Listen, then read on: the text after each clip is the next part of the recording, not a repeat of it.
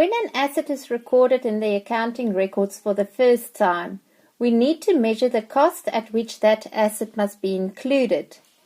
Costs incurred can either be expensed or capitalized. Capitalized costs are costs that are not recorded directly in the income statement as expenses in the period they were incurred, but which are added to the cost basis of a fixed asset in the balance sheet and recognized over a period of time through depreciation or amortization. The purpose with capitalization of costs is to match the cost of an item to the period in which that item is used, instead of when the cost was incurred. As some assets have long lives and will be generating revenue during that whole useful lifespan, their costs may be amortized over a longer period.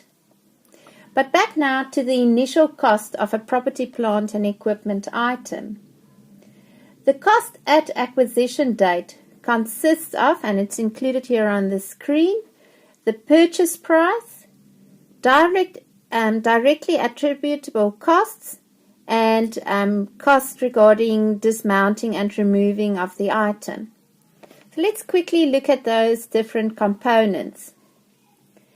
In the case of an acquired asset, the purchase price is straightforward, and it's the cost of the market transaction or the cash cost. Included in that will also be import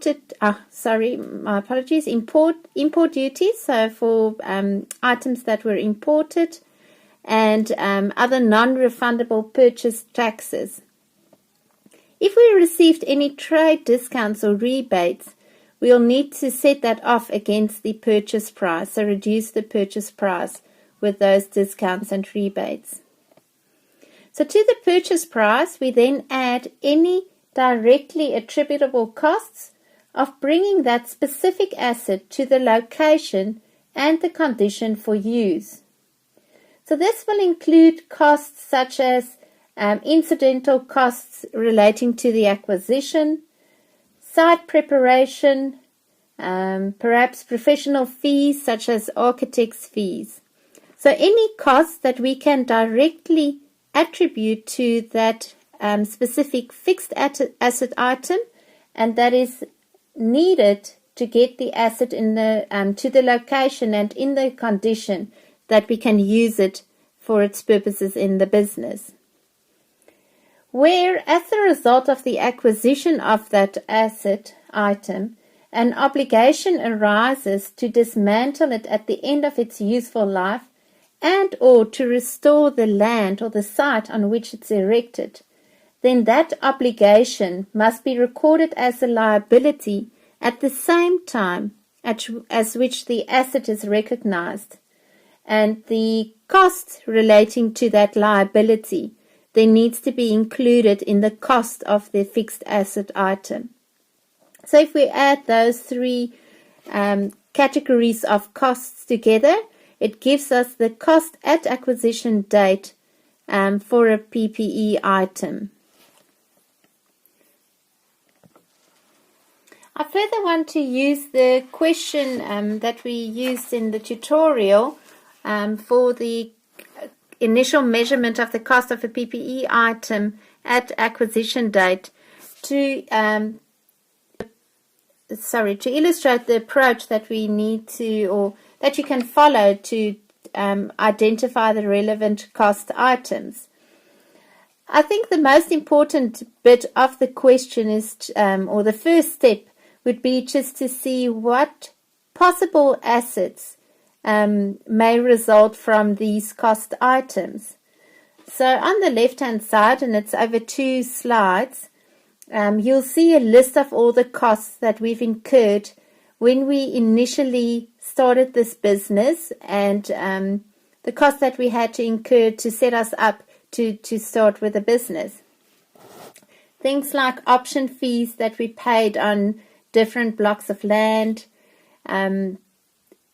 settlement costs to the that we paid to the settlement agent, arrear rates on the building that was on the land that we in the end acquired. Then example of a possible asset, the actual land that we purchased.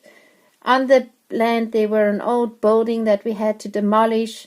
We managed to sell off some of that material from the old building, and we got some compensation for it. Then architects' fees and council costs for the approval of building construction and a construction contractor. So it looks as though there's been some building activity, so we'll possibly have a building asset.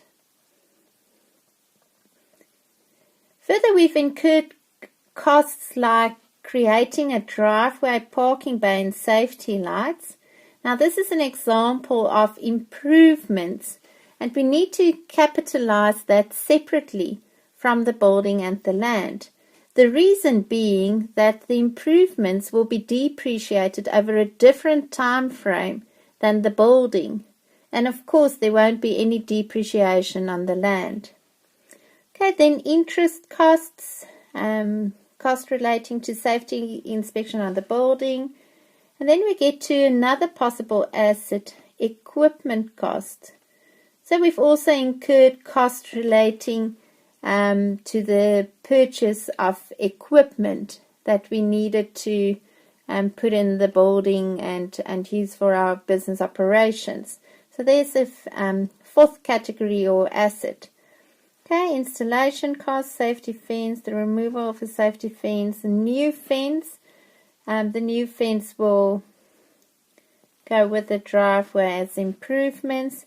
Advertising costs, then the opening ceremony and adjustments to the cost of the equipment so that it operates at a more efficient operating level. Okay, so that is a summary of all the costs that we've incurred.